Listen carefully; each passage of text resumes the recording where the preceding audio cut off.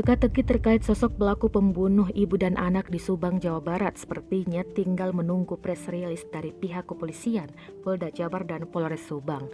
Dalam pemberitaan sebelumnya, Tuti 55 tahun dan anak gadisnya Amalia Mustika Ratu, 24 tahun, tewas mengenaskan dan jasadnya ditemukan di bagasi mobil Toyota Alphard ini di halaman rumah mereka di Kampung Ciseuti, Desa Jalan Caga, Kecamatan Jalan Caga, Kabupaten Subang, Jawa Barat pada Rabu 18 Agustus 2021 lalu.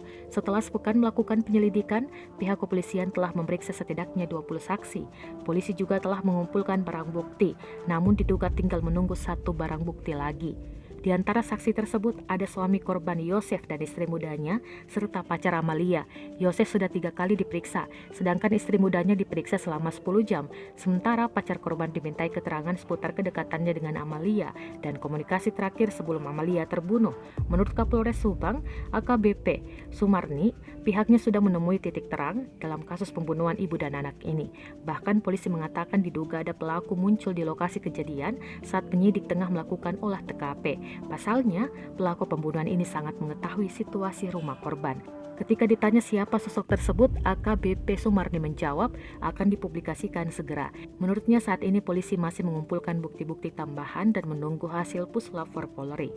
Kini suami dan ayah korban Yosef telah menyewa jasa pengacara Rohman Hidayat.